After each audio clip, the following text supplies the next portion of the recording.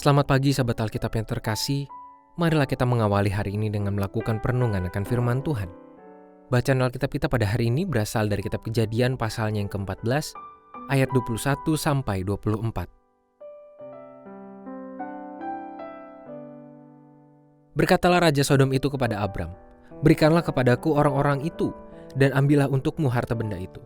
Tetapi kata Abram kepada Raja negeri Sodom itu, "Aku bersumpah demi Tuhan, Allah yang Maha Tinggi, pencipta langit dan bumi. Aku tidak akan mengambil apa-apa dari kepunyaanmu itu, sepotong benang atau tali kasut pun tidak, supaya engkau jangan dapat berkata, aku telah membuat Abram menjadi kaya.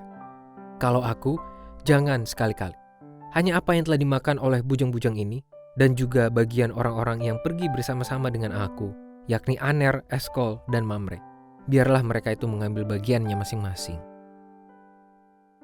Raja Sodom begitu tergiur untuk memiliki kekuatan yang dimiliki oleh Abram.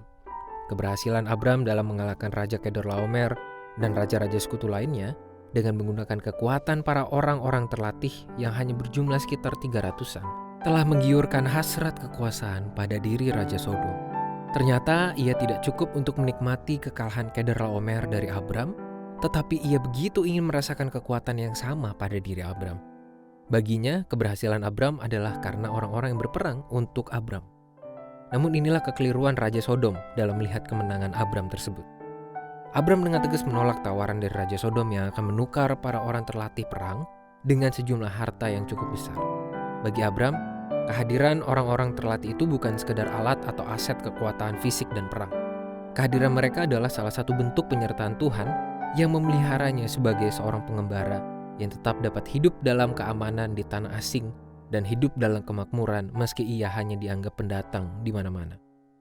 Oleh sebab itu, Abram menolak Raja Sodom dengan berkata, "Aku tidak akan mengambil apa-apa dari kepunyaanmu itu, sepotong benang atau tali kasut pun tidak, supaya engkau jangan dapat berkata, aku telah membuat Abram menjadi kaya."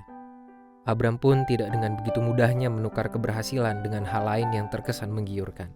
Sikapnya dengan menolak tawaran harta dari Raja Sodom menjadi sebuah bentuk keteguhan dan kesadaran iman akan setiap penyertaan Tuhan di dalam perjalanan kehidupannya. Sahabat Alkitab, marilah kita renungkan kisah ini dengan merefleksikan diri dalam setiap perjalanan kehidupan kita. Apakah kita masih memiliki kepekaan dalam menyadari dan mengakui setiap karya penyertaan Tuhan dalam hidup kita? Atau jangan-jangan tanpa kita sadar, kita justru cenderung melupakan dan tidak mengakui segala hal yang kita dapat, yang kita miliki di dalam kehidupan ini adalah wujud karya Tuhan untuk memelihara kita.